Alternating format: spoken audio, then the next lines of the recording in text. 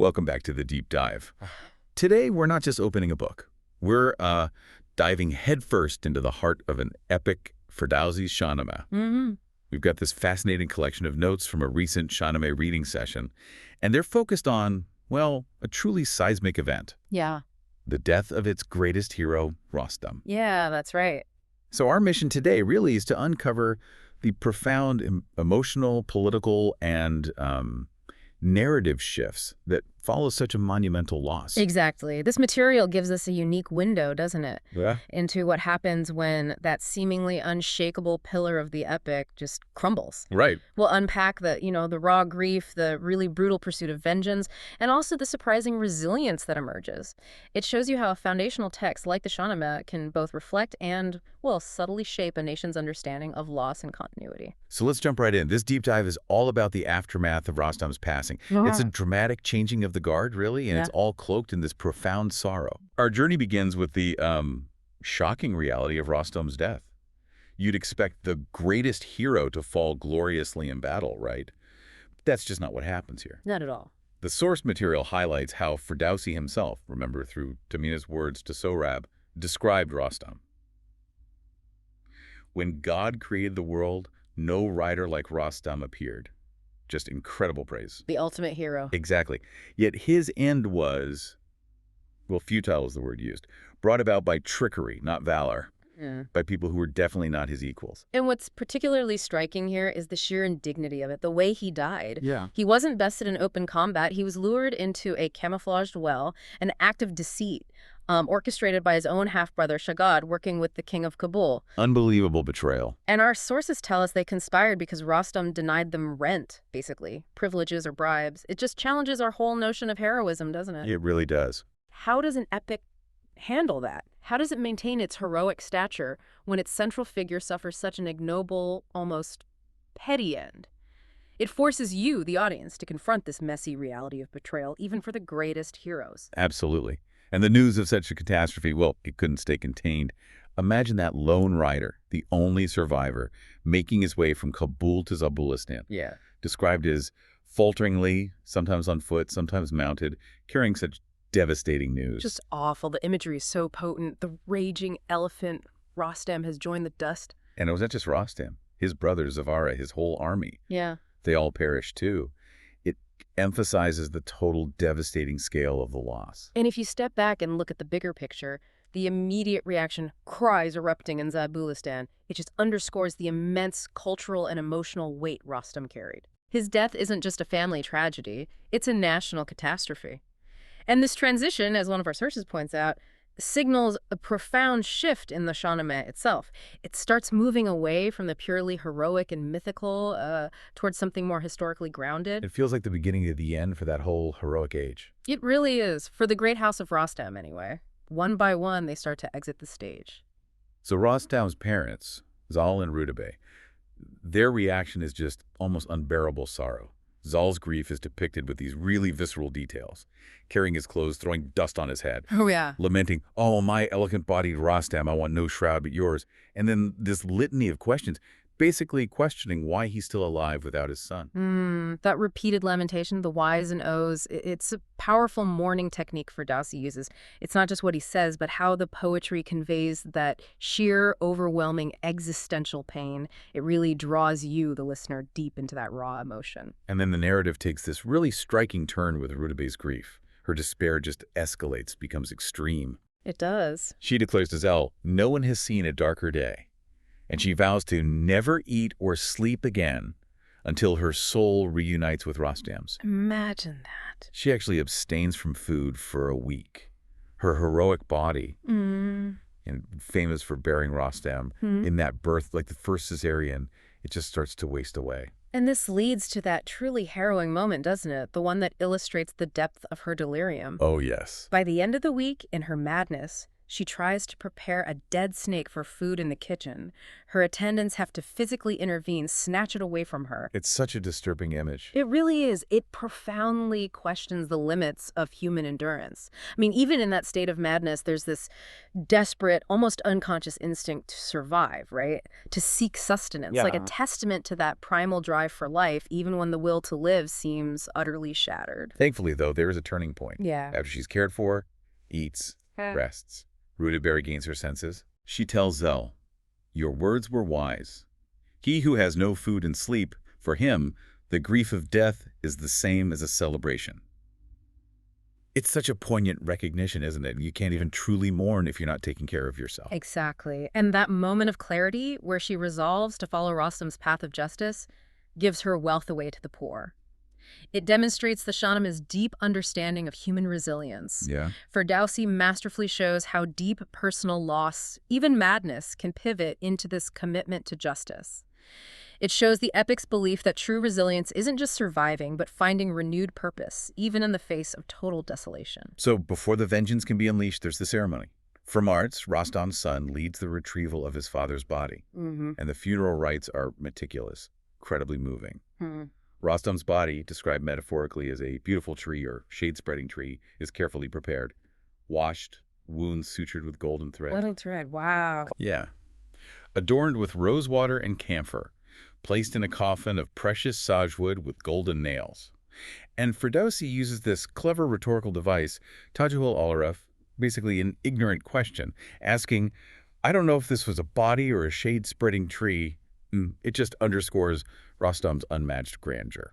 And a detail that really stands out here, I think, is Rosh, Rostam's legendary horse. Oh. He's also retrieved from the well, and his wounds are sutured too. That speaks volumes, doesn't it? About the deep respect and bond between hero and animal. Rosh is elevated beyond just being a mount. He's treated with the same reverence. That's a great point. And that 2-day, 1-night procession back to Zabulistan with the biers never touching the ground, it just highlights the profound reverence and the collective sorrow of the whole community. Okay, so mourning complete. Now, Faramarz unleashes vengeance, and it's swift and brutal. Yeah, no holding back. His army attacks Kabul. The descriptions are vivid. The air becomes iron from all the armor, the ground lapis lazuli from the dust kicked up by the warriors. Powerful imagery. Faramarz captures the king of Kabul and subjects him to Kishidan, this horrifying execution method involving tightening intestines around the body until the bones appear. Gruesome. His head is then thrown into the very well where Rostam died, and a brutal 40 of his relatives are burned. Right. And in the larger context, Faramarz' actions burning Shagad, burning the land around where Rostam died, it isn't just personal revenge. It's about symbolically cleansing the site of Rostam's unjust death. Ah, okay. And then he installs a new, obedient king in Kabul, establishing a new order, reflecting that power shift. It really highlights the fierce, ancient code of justice in the epic, however brutal it seems to us today. So, moving beyond that personal tragedy now, the epic shifts its focus. We're looking at the broader political landscape. The source material explicitly says, the time of Rostam, the elephant-bodied, is over. Let's move to another story. Goshtasb is Sandir's father. He's nearing his own end after reigning for 120 years. A long reign. And he hands the kingship to Bahman.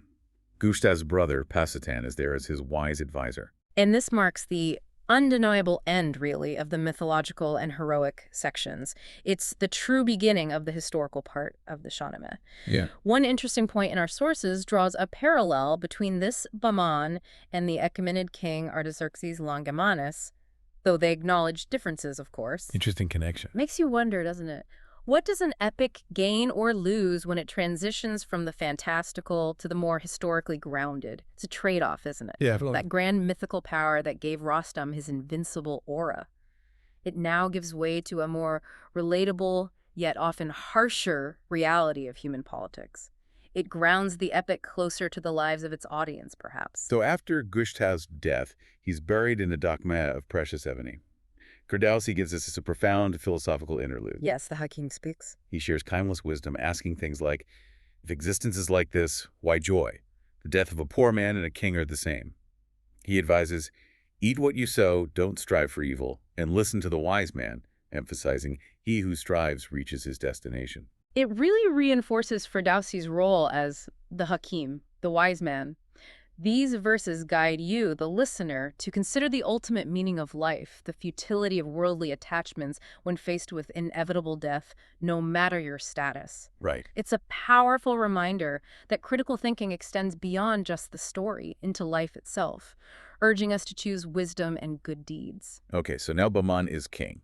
And despite having been raised by Zal's family, he sets his sights on Sista, revenge. Yeah, the cycle continues. He gathers his advisors, reminds them of Esfandiar's death, even mentions his son's deaths at the hands of the Sistani, using that derogatory term Sagzi, as our sources note. Loaded language. And he cites historical precedents, comparing himself to Feridun, Manukar K. Khosrow to justify his vengeance. Basically, say he deserves revenge more than any of them. And what's truly fascinating here is how Bahman manipulates history and public opinion. You see it clearly. He's strategically using the epic's own narratives of vengeance, like Feridun against Zahak, or K. Khosrow against Afrasiab, to justify this new conflict and achieve his own political ends. Using the story against itself, in a way. Exactly. It makes you realize how often leaders do that, right? Use historical narratives or perceived injustices to achieve their goals, swaying public sentiment by invoking past glories or grievances. So Zal, the ancient hero, Rostam's father, tries diplomacy.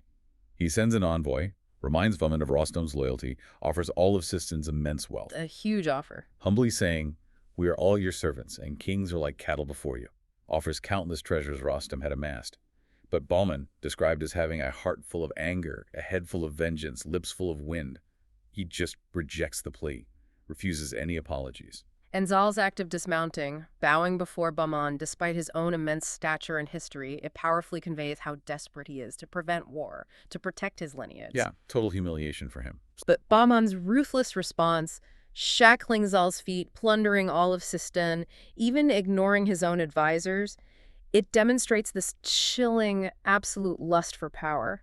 This is where you really see the individual tragedy of Rostam's death ripple outwards, impacting an entire lineage, an entire nation. So Faramarz naturally is angered by his grandfather's humiliation. He raises an army, confronts Bahman at Rudabeh, which was Rostam's birthplace. A symbolic location. The battle rages for 3 days. But then on the 4th day, a crucial detail.